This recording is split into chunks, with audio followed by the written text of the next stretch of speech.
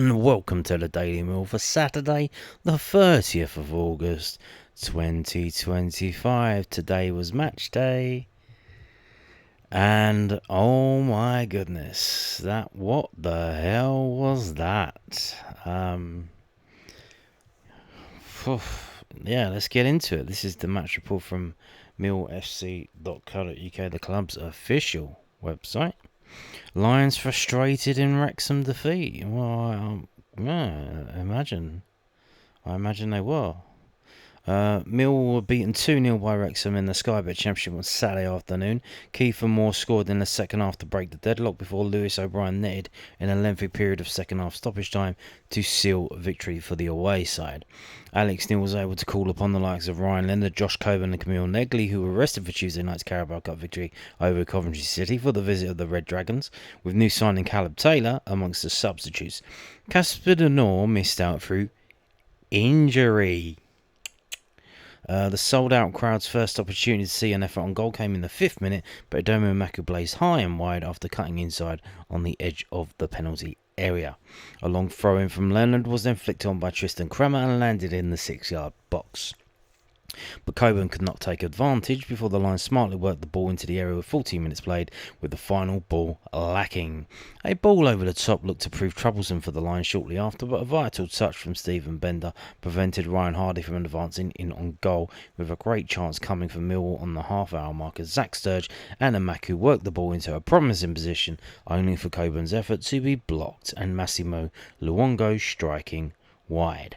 Jake Cooper had to get his head in the way of former Lion Ryan Longman's curling attempt, whilst a delightful Emaku cross on 37 minutes was glanced wide by Mihailo Ivanovic. Emaku's burst towards goal was then cut out by an inch-perfect challenge from Matty James, with a momentary bout of fluster coming off for the Lions in the final action of the half as Hardy's flick on inside the area fortunately ran just wide of Kiefer Moore's run at the far post. Len's cross was guided towards goal by Coburn, and Sturge's close-range effort was moved behind by Danny Ward in the first action in the second half, with Maku and then Coburn failing to hit the target as the Lions were almost camped in the Wrexham half after the restart. Ivanovic's overhead kick went over the crossbar as the chances continued. Coburn's ball across the face of goal went untouched, but the Lions were made to pay on 58 minutes as the cross into the box saw Moore beat Bender to the ball to head home. In response, Ivanovic's free kick struck the wall, and Coburn nodded wide. With a double change made on 73 minutes as Joe Bryan and Bangor Williams replaced Sturge and Negley, the latter was straight onto the ball but struck tamely at Ward's goal, whilst Ivanovic crossed into a promising position, as did Leonard, moments later, with the attack ending as Amaku's half volley went wide. There was a debut for Taylor with 8 minutes remaining, as he replaced Leonard, a move that saw Tristan Kremer switch to right back, with Kevin Nisbet coming on for Coburn, but the next chance went the way of Wrexham as they advanced forward through Moore, the strike heading straight at Bender. A second half stoppage time chance fell the way of the Lions as goalkeeper Ward was beaten to the ball and lay on the ground, but Nisbet blazed over. That is incorrect. Cooper blazed over. The ball was on Nisbet's feet, and Cooper spun around and kicked it over the crossbar. Nisbet had the ball taken off of him. He probably could have scored, or at least had a shot on target. Following a lengthy stoppage time and goalkeeper change, more on that in a minute, Wrexham were able to grab their second in the 18th minute of stoppage time as O'Brien lifted the ball over Bender to score. 108 minutes, Bangor Williams got booked for a nothing foul. A full house in the Millwall end, 17,877, 1,979 away fans. They haven't got the team up again, which is annoying. They didn't. I don't know why they forgot to put the team up. I don't know if it's just didn't load. So I'm gonna have to go to my phone and announce the team audioly. So where are we going? Where's the team? Here we go. So the team was Bender, Ryan Leonard, Tristan Kremer, Jake Cooper, Zach Sturge, Luke Condell, Massimo Luongo, Camille Negley, Josh Coburn, Edomu Maku, and Mihailo Ivanovic. The substitutes were Bangor Williams on for Negley in the 73rd minute, Zach Sturge on for Joe Bryan on for Zach Sturge in the 73rd minute, Caleb Taylor on for Ryan Lendon in the 82nd minute, Kevin Nisbet on for Josh Coven in the 82nd minute, and Danny Kelly on for Luke Cundall in the 90th minute.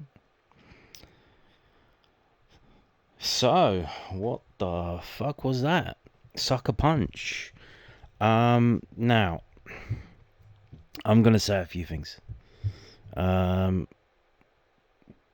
Start of the game, first half, I was very shocked by how Wrexham set themselves up. Now, we've been in the Championship for a fair old few years now. I think it's, was it 9 years now? The way they set themselves up in that first half was... I have never seen the likes of that in the Championship.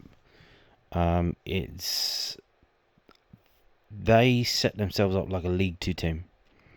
They were playing 5-3-2 with 3 DMs, so they effectively had a back 4 when a back 8 when they were defending. They were literally playing 5-3-2 or at times 5-3-1-1. But yeah, like when they were defending, they had a back 8, and you say, well, it worked for them, didn't it? It worked. They won the game, but I mean, that's the kind of thing that you'll see happen in like the FA Cup when a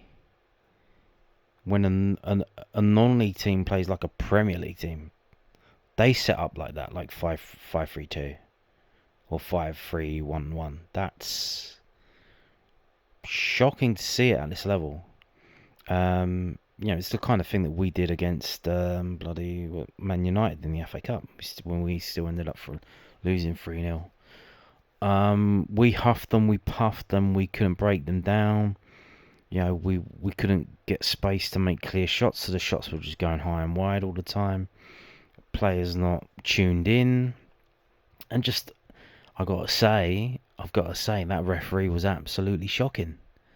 The referee was absolutely shocking. He made a major mistake, which we'll get onto in a minute, because that needs to be discussed. But all throughout the game, they were just blatantly shirt pulling, which affected the runs of our players, and he barely gave any of them as free kicks. And then you've got Bangor Williams comes on, a little nothing foul. He straight away he gives the foul and gives a yellow card. Like, what are we doing here, mate? What are you doing? I think he's, when he's at home sitting on the sofa with his boyfriend, he probably watches Disney Plus, all the Star Wars, and he probably watches the Wrexham doc, and he was so excited I get to see the guys, maybe I can get their signature after the game. Absolutely disgusting set of referee, and this guy, he's not a main stage Championship referee. He mostly does like League 1 games and League 2 games. I think he should probably go back there because he's not good enough at all. A couple of seasons they brought in, so there was a thing with the referees. They were worried about the game was becoming non-contact. It's not becoming non-contact sport. So look, you can't just anytime someone touches someone, you can't blow it for a foul. But they said, look, shirt pulling isn't touching someone. That you're literally impeding them. Like, you can't grab someone, you can't grab them, you can't grab their arm, you can't put your arms around them at a corner, and you can't pull on their shirt. And they were pulling on our shirts all the fucking time. All game long. Especially in the second half. But yeah, like I said, I mean, I would be surprised if they don't fire the manager, because they're not playing. Like, this might keep them up. Obviously, maybe that's the plan. Just stay up this season and we'll bank the money and we'll spend it next season to try and improve. Maybe it's just they're trying to get to 50 points as quickly as possible. But I mean, they were a very poor team. What can you say? I mean, we were sawn off. But we played shit as well. We did play shit. I mean, the only one who came out of that really is Amaku. Guy, busted his gut. Tried and tried and tried. And obviously, it's all not going to come off. But he tried so hard that the things that didn't come off were outweighed by the things that did come off. Again and again at the back with the first goal, the keeper, Flapper, the Flapper, flapped his hands and smashed Kiefer Moore in the nose. So even if that wouldn't have gone in, it could have been a penalty. But I mean, the ref didn't look like he was going to give it anyway, so it did go in, and that was it. And the substitutions, the bizarre substitutions. Well, I mean, we don't have that much. We've got so many injuries that there's not really that much to change. But Negley was doing quite well, and you take him off. Crammer was fantastic playing at centre back, and you move him at the back in the right. Obviously, at the end of the game, he's the one who tries to lump it upfield, and he lumps it to a Wrexham player, and then Bosch up. Everyone's out of position, and then they go and get that second goal. But by then, that's the thing, we are like all guns are blazing. We're going down in the blaze of glory. We could have lost against Middlesbrough 2-0. We could have lost today 1-0. But no, fuck it. Let's try. Just all guns are blazing. Let's try and get that other goal. If we concede, we concede. So it's going to be one of them. And another thing to note. We beat Coventry midweek. We rotated a lot of the players. So are the good players actually not that good? Talking about Ivanovic. He wasn't involved in midweek. Is it a case of they think they're better than they are? Their reputation precedes them. Like, you're only as good as your last game, and both Coburn and Ivanovic haven't scored yet this season. The first month of the season's gone. None of them have got goals. The only thing we've got is a Ivanovic assist. That's it. So I mean,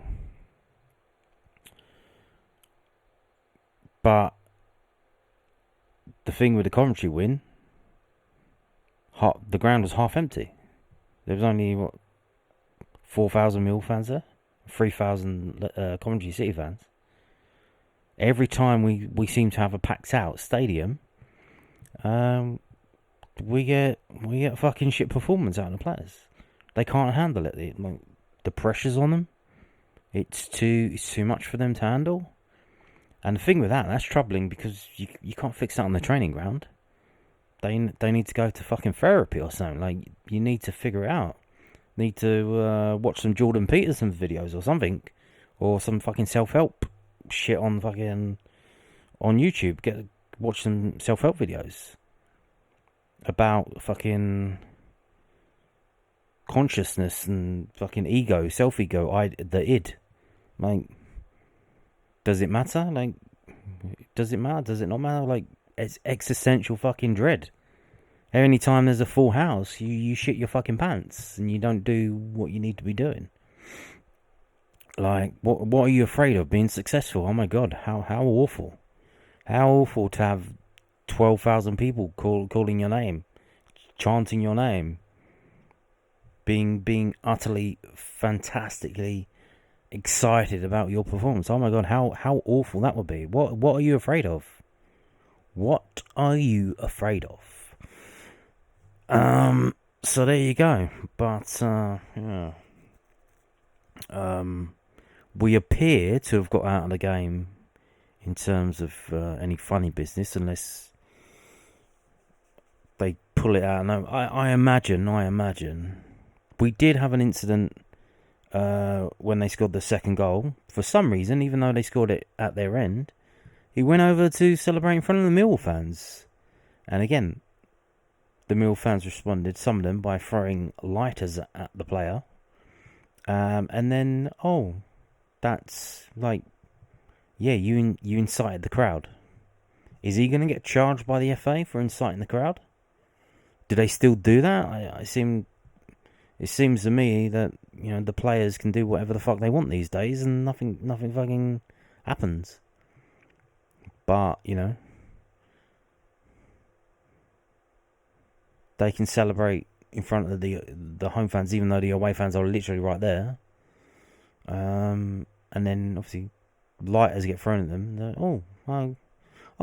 Someone threw something at me when I was goading them. Yeah, that's how it works in the real world. That's how it works. That's how it works in the real world. So, this isn't Bants. This isn't Bants. If you're trying to do that shit, don't fucking do it here. You go back to your fucking gastro pub and fucking do it with your fucking mates. Don't do it in front of the Mill fans, because we don't play that. We don't play that here. So, you can be a little bitch and say, oh, they threw something at me. Yeah, why did they do that? Why did they do that? I don't know. You fucking know. You know exactly why that happened. Right, let's stop waffling on. Get on with it. Get on with the video. Yeah, I'm doing it. So we've got photos from SC16. There you go. Minute silence before the game as well. Again, fantastic performance to celebrate the life of someone who tragically passed away. Kamil Negli there. Adomu Maku. Ivanovic. Let me just think a note. Another reason. Is the reason why we're getting so many fucking injuries is that the players ain't wearing shin pads these days. I thought they were mandated to wear shin pads. Is that not the thing anymore? So Negli's not wearing any shin pads, and Maku's not wearing shin pads.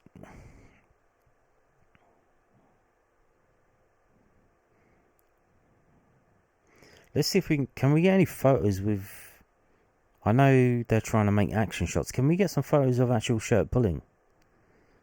So I can prove to everyone that they were doing it all game long. Can we get some of that? But, yeah, there you go. So, again, Jekyll and Hyde. Millwall, Jekyll and Hyde. 2 defeats at home and 2 wins away. So,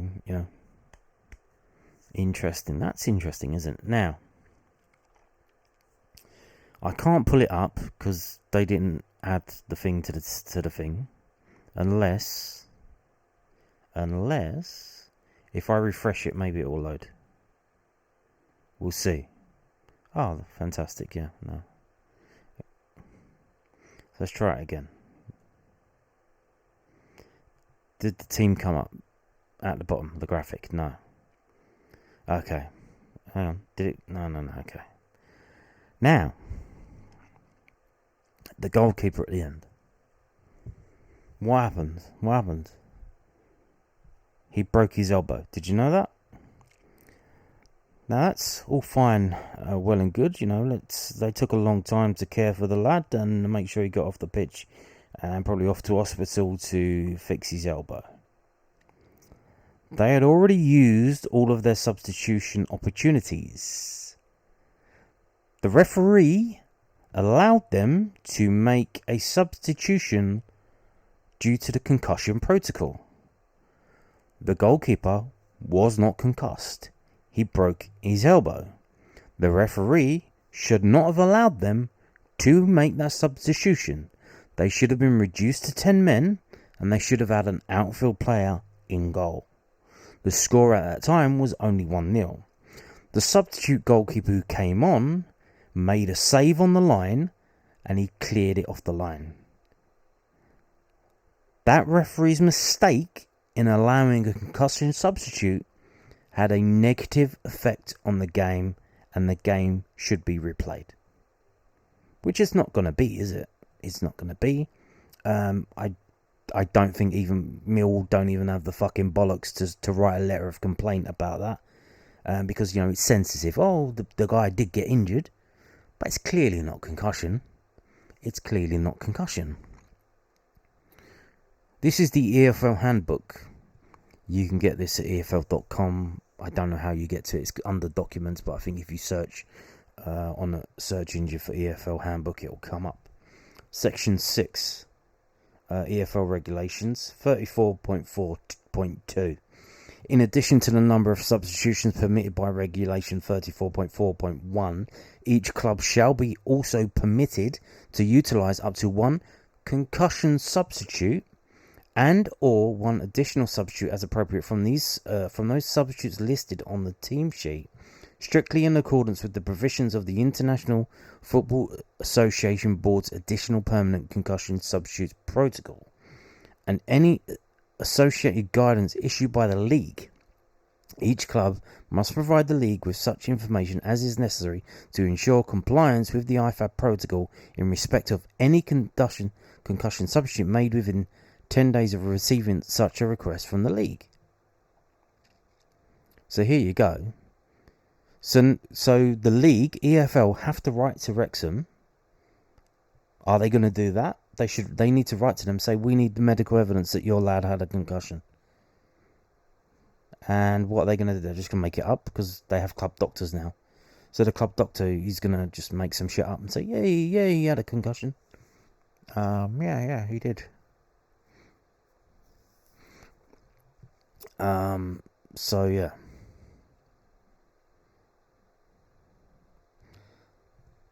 They should not have been allowed. He was not concussed. Now, what do you mean by this? This is the protocol right here, right now. Laws of the game 24-25, effective as of the 1st of July 2024. This is when they brought it in. Additional permanent concussion substitutions protocol. This is it here.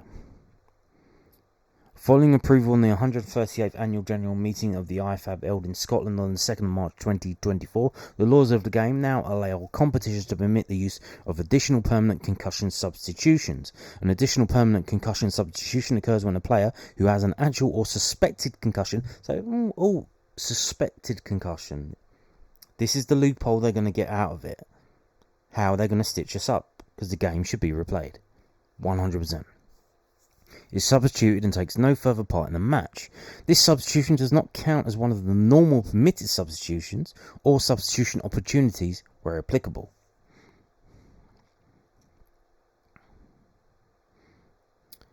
Principles. Each team is permitted to use a maximum of one concussion substitute in a match, so only one.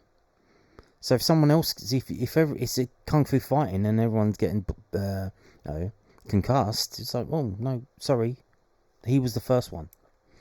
A concussion substitution may be made regardless of the number of substitutes already used. In competitions in which the number of named substitutes is the same as the maximum number of normal substitutes that can be used, the concussion substitute can be a player who has previously been substituted and may be used at any time, regardless of the number of substitutes already used. So that's not us, because let's say it's like 3 substitutes on the bench. You bring 3 players on. There's a concussion. You're then allowed to bring on one player that's already been subbed off. When a concussion substitute is used, the opposing team then has the option to use an additional substitute for any reason. Now, did the referee advise Millwall that they were allowed to make an extra substitution? Did he do that? If he didn't, then the club should go after this, because this is not what the rules are. This is not what the rules are.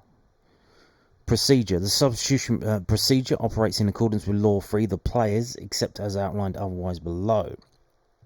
A concussion substitution may be made immediately after a concussion occurs or is suspected, after an on-field assessment or an off-field assessment, or at any other time when a concussion occurs or is suspected, including when a player has previously been assessed and has returned to the field of play. If a team decides to make a concussion substitution, the referee fourth official is informed, ideally by using a substitution card form of a different colour. The player with concussion or suspected concussion is not permitted to take any further part in the match, including penalties, and should where possible be accompanied to the dressing room and or a medical facility. The opposing team is informed by the referee, fourth official, that it has the option of using additional substitute and an additional substitution opportunity, which may be used concurrently with the concussion substitution made by the other team or at any time thereafter, except outlined in the laws of the game. Substitution opportunities. Making a concussion substitution is separate from any limit on the number of normal substitution opportunities, which at the moment you're allowed to make 3, but you can make them at half time, which means you will be allowed to make 4, because it's about stopping the game. So if you make it at half time, that's fair. So it's free it's 3 opportunities unless you can use them at half time. That's 4 opportunities. However, if a team makes a normal substitution at the same time as a concussion substitution, this will count as one of its normal substitution opportunities. So why would you do that? That wouldn't make any sense. No team in their right mind would do that. You literally just wait 1 more minute and then do the normal substitution. Once a team has used all of its normal substitution opportunities, it cannot use a concussion substitution to make a normal substitution. Where a team makes a concussion substitution, the opposing team can use an additional substitute and receives an additional substitution opportunity. This additional opportunity can be used only for the additional substitute and not for a normal substitute. Match officials. So here we go. Did the referee follow the rules properly? Did he follow these rules properly? Did the fourth official inform Millwall that they were now allowed to make an extra substitution? Did he do that? Because if he didn't, Mill have a case against the referee, and they have a case that this game should be replayed, or at least some kind of ruling about the result. I believe at that time it would have been a long enough down, although this doesn't make any sense, in that the result would stand after 80 minutes. So then we would only lose 1-0. But again, like I said, I don't think the club have got the stones to fight for this if the rules have been broken. They're just going to take it and say, oh, whatever. They haven't got the fucking balls to stand up for themselves. The referee and other match officials, especially the fourth official, are not part of a team's decision-making process as to whether a player should be substituted or not, nor whether a player should be replaced by a normal substitute or a concussion substitute. Must not decide whether an actual suspected injury qualifies for a concussion substitute to be used. Should give appropriate support where a player has an actual suspected injury, including by informing the team captain, coach and or medical staff if they suspect that a player needs to be assessed and or treated. Should support the decision by the team captain, coach and or medical staff that an injured player cannot continue playing, which may require the referee to delay the restart until after the player has left the field of play, and must inform the appropriate authorities if there are concerns that a concussion substitution has been made inappropriately. So here we go. So here we go. So Wrexham said to the referee, we want to make a concussion substitute. And he's just allowed it. But he can then inform the FA, the EFL, afterwards if they made it inappropriately. So he can't even say that they're not allowed to do it. What are we doing here? We've just been scammed. The guy did not have a concussion. He was rolling around, kicking his legs like he was swinging off a Tyburn cross. You don't do that if you've had a concussion. He didn't even get knocked out. He was grabbing his arm. He broke his arm. He broke his elbow. They've confirmed it themselves. So they inappropriately used a concussion substitute. What's going to happen now? Is anyone going to fucking do anything about this? No one seems to give a fucking shit.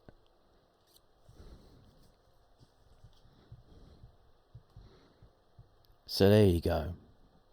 Absolute fucking joke. What a bunch of scammers. Bunch of fucking cheats. Using the concussion substitute on a goalkeeper that broke his arm. They shouldn't have been allowed to do that.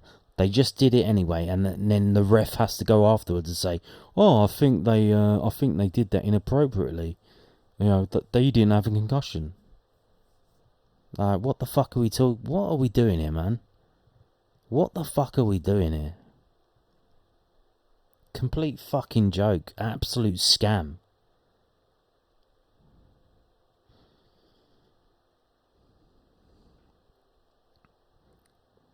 Concussion. Oh, suspected concussion.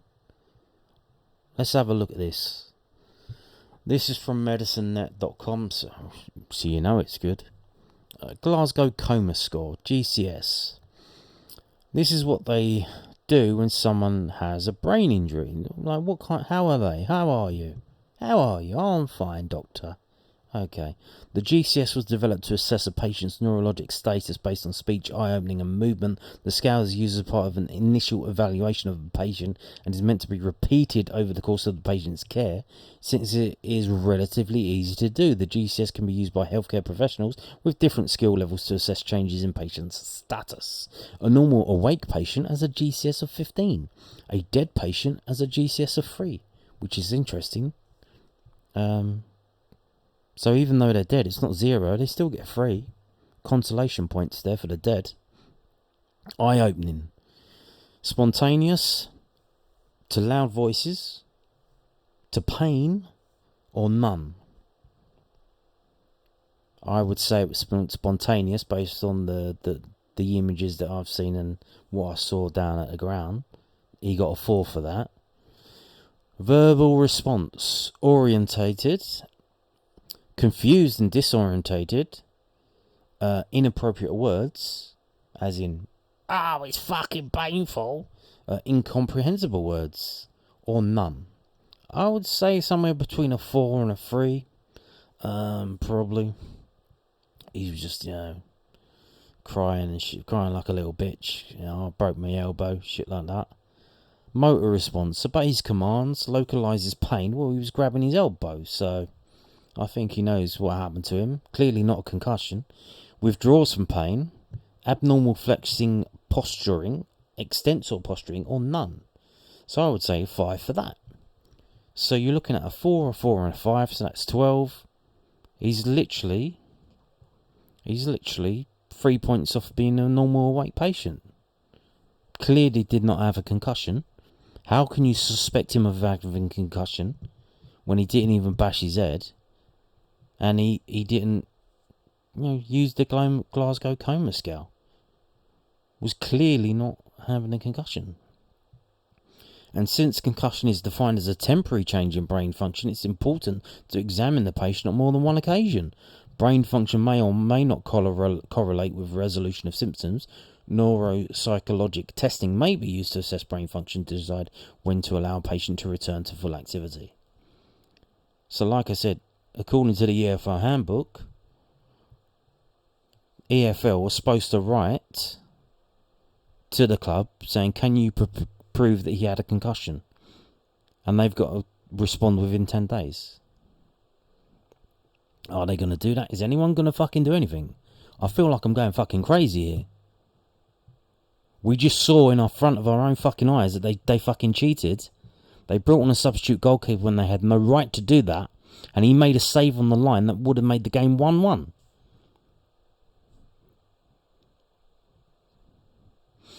Anyway, let's move on to some post-match comments from Alex Neil, southernnews.co.uk. Alex Neil on where Mill came up short in a 2-0 loss to Wrexham. What do you think? I would imagine it's clear-cut chances. By the way, I don't read it. I don't read any of these really until I make the videos. It's a surprise to me as much as it is to you. Alex Neil thought Millwall were undone by a poor use of the ball in their 2-0 loss to Wrexham at the Den today. The Lions had the majority of possession and chances, but failed to convert in the first half and went behind shortly after the interval when Kiefer Moore nodded the ball over Stephen Bender following a chip ball into the box. Mill pushed for an equaliser. Yeah, we know all this stuff. Neil outlined where he thought the side fell short. Before the game, we spoke about a couple of things, Neil said. Against Wrexham, you're going to have to compete for the first ball, and you're going to have to make sure you land on enough second balls as well. In that respect, I thought we did great. But I don't think that was an issue for us. I thought the two centre-backs played really well. Our midfield players landed on loads of stuff. And where we came up short in the game was our use of the ball. Really as simple as that. In the final third, our use of the ball, whether it's a cross, whether it's a finish, whether it's a final run, we had much more territory and much more use of the game, if you like. And then even if the goals that we concede, the first one's a mistake, Stephen comes fishing for it. It doesn't get there, and Kiefer manages to get a touch on it and scores a goal. Then from there, it allows Wrexham to sit in, and that suits them down to the ground, by the way. They don't need to really go searching for anything else. Then there's a big stoppage in the game, which disrupts it, but before then, we have to, I don't know, maybe 3 good opportunities to score, and we don't take any of them. And there's just a lack of quality in general, even with the final passes. I think there's one I remember, Luke's about the edge of the box, and he sends it to Tristan, and he sort of just kicks it out, and all we need to do is feed it across the box, and Josh Coburn has one feeding across the box for Edomu, and Mihailo has one, tries to pick out Josh, doesn't pick the cross out. There's numerous amounts, Nisbet, the ball drops to him, but he puts it over the bar. That's where, nah. Nisbet did not put it over the bar. Jake Cooper put it over the bar. And it was Nisbet's ball because Cooper was spinning around. And that was the incident where the goalkeeper fell on his elbow and broke his elbow and did not have concussion. That was the same incident. So you do wonder if, even if we had fucking scored, the referee would have probably cancelled it out for a foul on the goalkeeper. And even though he didn't give a foul on the goalkeeper because the game restarted from a goal kick. So he let that play on. So it was so bad, he let it play on. Josh Coburn has a shot with his left foot and puts it past the post. If your use of the ball is not going to be good enough, you're not going to find it difficult to affect and score goals and try and win games. Mill had 21 shots to Wrexham 6. The stat did not give Neil any encouragement. It doesn't make any difference to me. You know what I'd rather hear? We scored the 2 goals. I'd rather hear that. Possession doesn't win your games. Amount of shots doesn't win your games. Being clinical and making good decisions win your games. And today we didn't do that well enough. It wasn't a tactical issue, so it wasn't as if Wrexham were better. It wasn't as if they had better territory than us. It wasn't as if their movement was causing us any issues. We just didn't use the ball well enough at times where it could have been so simple to just play a good pass forward. Another example, Joe Bryan comes on, and his first pass, he literally splits their defence and puts Josh Coburn clean through. And he hits his shot with his left foot, but he doesn't hit the target. We had more than enough opportunity to be effective in the game and get a good goal and give ourselves the best chance. But we weren't good enough on the day. Asked whether his overriding emotion was disappointment or frustration, Neil said, a bit of both, by the way. I thought the game was there for us to win today.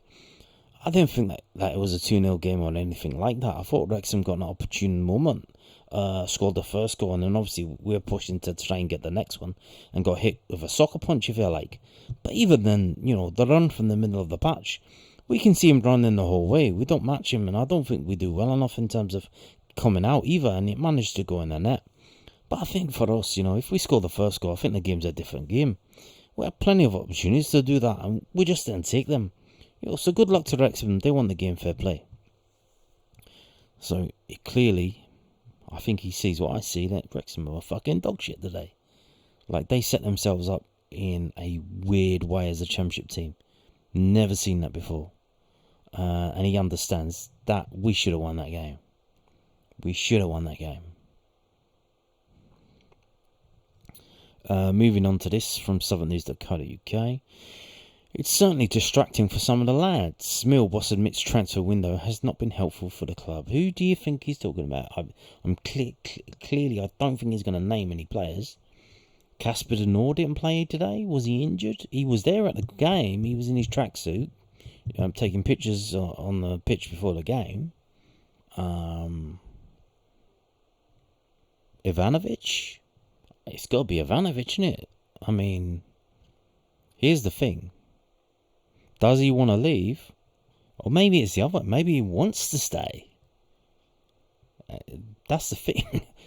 The club have got this model now. But what if a player comes in and he really loves it and he wants to stay?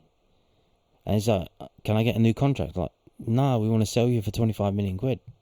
It's like, I don't want to go. Can I just sign a new contract? No. We need the money. We need to sell you. That's the plan. It's like, uh-oh. Or maybe he's homesick again. I'm sure, in the summer he went back to Serbia, and now he's got another bit of homesickness. Well, yeah. Alex Neil admitted the transfer window still being open has not been helpful for Millwall. Well, it's helpful in the fact that, we've got all these fucking injuries, so we've got time to get new players in. That's helpful. The Lions lost 2-0 to Wrexham today. Yeah, we know all that. Yada, yada, yada. Millwall rejected a bid for striker Mihajlo Ivanovic from Parma yesterday. Oh, so that was real. That was real. £6 million bid, who started against the Welsh side this afternoon. The window hasn't been helpful for us, if I'm being honest. I think at the moment it's certainly distracting for some of the lads. Albeit I think our best efforts is for them not to distract them, but you can't help it, if you're a young lad and there's talk that you might be going somewhere, or your agent's in your hair, or whatever the case may be, the problem we've got is we can't affect that, but the window closing will certainly be helpful for us, I think. Jafet Tanganga completed his move to Sheffield United from Millwall earlier this week, and the Lions have lost several players to injury since the season started. Neil thinks it's in to decide today. The cohesion of the team's not been great. We lost Joe, we lost Femi, and we lost Alfie, and we've lost Jafet, even though some of the players, Tristan is still playing, but he's moving from there to there, so it's then getting used to that, and it's not that helpful, but it's not what's lost us the game today. We didn't use the ball well enough, and that's why we lost the game. That weird one, the Tristan thing, Tristan Crammer was insanely good in the middle of the park. He got worse when you moved him to right back. If anything, you should have fucking brought... I don't even know if he was on the bench. Was Wes Harding on the bench? Oh, I didn't tell you the unused substitutes, did I? Because it wasn't on the screen. If I can find it here. So the unused substitutes were Max Crocombe, Kamal Grant, Wes Harding and Jack Howland. So if you want a more attacking right back, fucking bring Wes Harding on. He done alright against Coventry. Bring him on. Don't fucking move Crammer over to the right back and you bring the lad in who's only signed yesterday and you put him in at centre back. He made a mistake or two as well. You need to, please, for the love of God, do not be playing Caleb Taylor at centre back and Crammer at right back. Please do not do that. Please do not do that. Crammer was fantastic as a centre back today and the other day against Coventry. Please, for the love of God, if you can't see that, I don't know what game you're looking. Do not be putting square pegs in round holes, please. If you're not happy with Ryan Leonard at centre back or Ryan Leonard at right back, fucking play Wes Harding. Do something else. I don't know, but man, fucking hell. So yeah. Now more. Casper De Norre. Is he off? Where's he going to? This is from southernnews.co.uk. Again, of course, it's just them now. Alex Neil and White, Millwall midfielder, missed 2-0 loss to Wrexham today. I thought Luongo did alright, actually. Kundal, probably not so much, but I think Casper would have been a big upgrade if he had played in that middle of the park. Right, so what's going on then? Casper De Norre was unavailable for Mill's 2-0 loss to Wrexham today. Alex Neil confirmed. The Belgian midfielder started the Lions' first 3 league games of the season and came off the bench to play the second half against Coventry in the EFL Cup on Tuesday, with Mill winning 2-1 to advance to the third round. Neil explained why De Norre missed the match today. He's unavailable just now. That's why he wasn't playing. He's a key player. It wasn't great. And the squad and the lads who are left who are available and who's fit to play. Asked if De Norre will be available after the international break, Neil said, he'll be available at some point. I'm not quite sure when. So, not injured. Like I said, he was at the game today in tracksuit. So, not injured then. So, is it something private? Is his missus up the duff and she's going to be popping out a baby? I don't know, No idea. Has his work permit run out? I don't know. Did he not fill in these forms of being able to remain in the country after Brexit? I don't know what's going on, but I don't know. But a weird one. I don't know. Hopefully good news, not bad news, but yeah, kind of weird. Hopefully he's okay. But there you go. What have we got now? Transfer deadline day, distraction. I think all the fans' eyes are on this now. This is what's going to happen. I think people still want more players in. We were bringing in that French teenager. Is he still a teenager? He's 20, isn't he? 21. Supposed to be bringing him in. The medical's supposed to be done.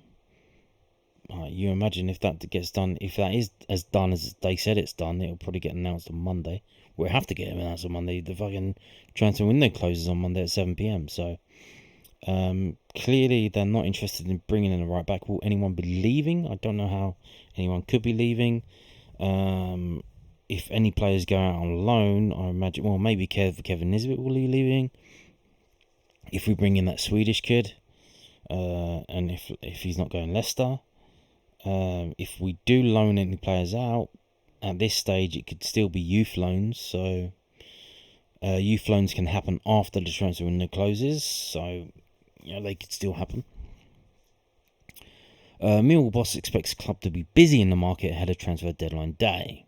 Alex Neil said Millwall will be busy in the market in the final days of the summer transfer window. The Lions have made 7 permanent signings this summer, as well as signing goalkeeper Stephen Bender on loan from Fulham. Millwall are in advanced talks to sign Swedish striker Josef Arabi.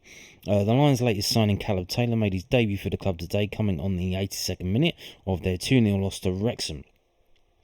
Alex Neil was asked after the game by News at 10 if the club will be looking to do more business. I think we'll be busy in the market for sure. We've got some positions that we still need to try and fill. The injury situation certainly hasn't helped us. Obviously with Jaffet leaving, we've now replaced him. Or when I say replaced, I don't mean just Caleb straight for Jaffet, but we've brought reinforcements in that area, and we'll need to do likewise in some other areas as well. Asked what areas the club would like to strengthen, Neil declined to comment. Well, here's the thing: it's what he says. If he says something and then it doesn't happen, he only has an input. He's not signing the players. Gallen's signing the players, so he can say, "Oh, we need this, we need that." It doesn't mean it's going to happen. We were linked with Alan Brown. That doesn't seem to be happening. I think Alan Brown probably doesn't want to come down south at this stage of his career. So he will probably be commuting, which is ridiculous. So you would imagine we were linked before with a player that Alex Neil had played with, managed with, a different midfielder. Now we're linked with this other midfielder, Alan Brown. None of them have signed, so you got to be thinking he's throwing names into the ring. Maybe he's calling these players up and then he's putting them into the ring, and Gallen's saying, I'm going to sign this 20-year-old kid from France instead. Do you speak French, Alex Neil? Do you speak French, by the way? Oh, no, I don't speak French, but, Kramer can speak to him. That's fine. So, I don't think Alex Neil's getting the players he wants. So, there you go. Should be fun. So, here's the thing. So, the transfer window closes on Monday. We bring these new players in. It's international break. So, some players will be going off for that. Will they even have a break? Will they just give some players a day off? A couple of days off, I imagine, maybe. Something like that. But let's end the video by looking at the results from this week's rounds of Championship. So on Friday night, Leicester beat Birmingham 2-0.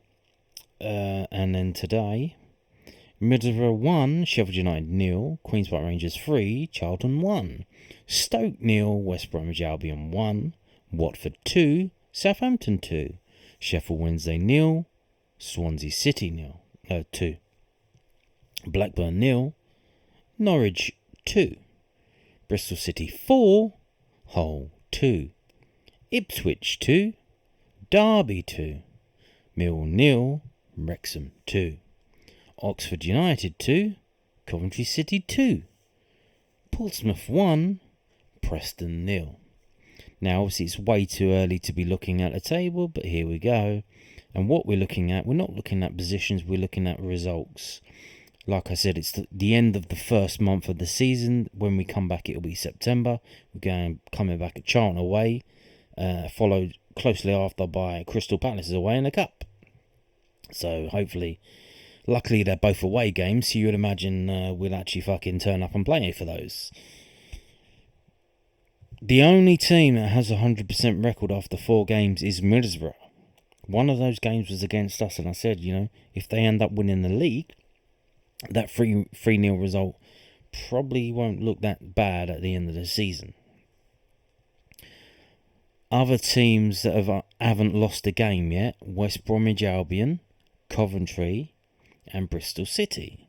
And Coventry have scored 14 goals in 4 games. Yikes. Now, if we go down to the other end of the table, everyone's favourite to win the league, to romp away with the league, because they're Ipswich Town, they are going to be doing a Luton this year, it seems. That's the thing. They went from League One, they come up from League One, they smashed through the Championship, they got into the Premier League, and they hit the brick wall. Progress was halted, and now they're going backwards. They haven't won a game. They've drawn 3, lost 1, and they find themselves at the bottom, near the bottom of the table. They haven't won a game yet. The other teams that haven't won a game are Derby, Oxford, Sheffield Wednesday, and to everyone's surprise, the team that hasn't won a game, Sheffield United, they haven't even picked up a point. 4 games, 4 defeats. They've only scored 1 goal. Absolute basket case. So it seems both Sheffield clubs have lost the plot. So could we see the Steel City Derby in the League One next season? Not beyond the realms. Have they sacked the manager yet? What are they waiting for? Let's get on it. That's a surprise. Ipswich is a surprise. A lot of people fancying Derby because they've just been spending money and bringing players in. It needs time to gel. You need time to accumulate them, acclimate them, whatever the word is, and get them going. So maybe it will happen and they'll start climbing. But it's not surprised to see Oxford and Sheffield Wednesday down there, really. I think they were most teams' favourites for relegation. We've got Charlton now. They're down here. They've lost the last 2 games. They started off with a win and draw, and they lost the last 2 games. Millwall, Jekyll and Hyde, much like Norwich. We have won 2 and lost 2. Haven't drawn a game yet. And we have won both of our away games and lost both of our home games. Which is the exact same as Norwich. Norwich are the same. Norwich the exact same. They lost both of their home games and they've won both of their away games. Isn't it mad? Absolutely mad. This championship, absolutely mad. Oh well, there you go. There's still time left, 4 games into the season. It's a long way until May. And on that note, thank you for watching, and goodbye.